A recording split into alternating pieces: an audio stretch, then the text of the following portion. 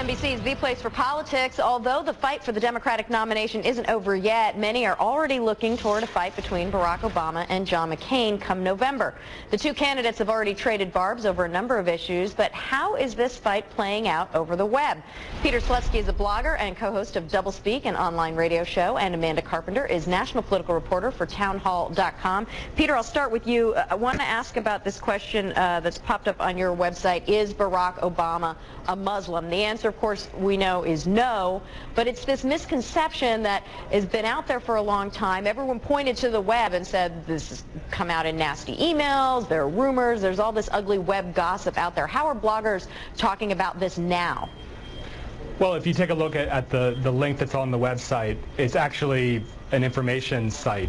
You go to it and it says unequivocally no, and it has a bunch of resources for people to look at, and it cites different examples of how we know that Barack Obama is not a Muslim. And Barack Obama is not a Muslim, but it's very important that he come out strongly and answer these rumors and talk about the issue, because it's there, and these emails don't write themselves.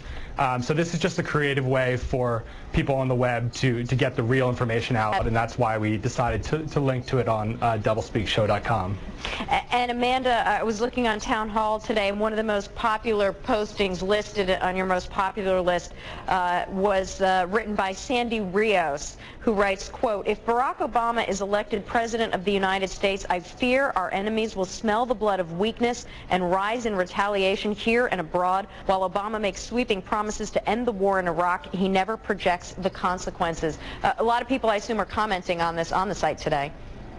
Yeah, I mean, certainly, Obama's foreign policy credentials are certainly something of concern among town hall readers. National security issues, what Obama would do if elected president, and the biggest thing that people are talking about right now on our blog is, you know, Obama's promise that he would meet without preconditions of foreign leaders, but he hasn't sat down face-to-face with General Petraeus. And this is something that John McCain mentioned in his speech in Las Vegas earlier today that your station carried.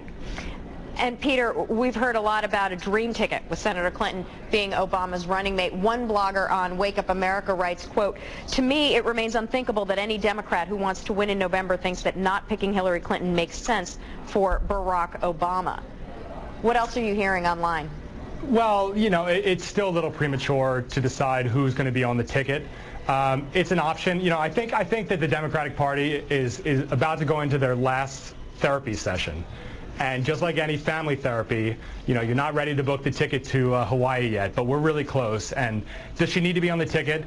That's up for to Barack Obama to decide. But at this point, you know, I'll be happy with whoever Senator Obama decides, and I think that others in the progressive blogosphere will as well. All right, Peter Slutsky and Amanda Carpenter, I apologize. We're up against the break here. We had some breaking news. Amanda, I owe you some time next time. Take care, both of you. Right. Thank you, Monica. I'm Monica Novotny. Thank you for watching. This is MSNBC, The Place for Politics.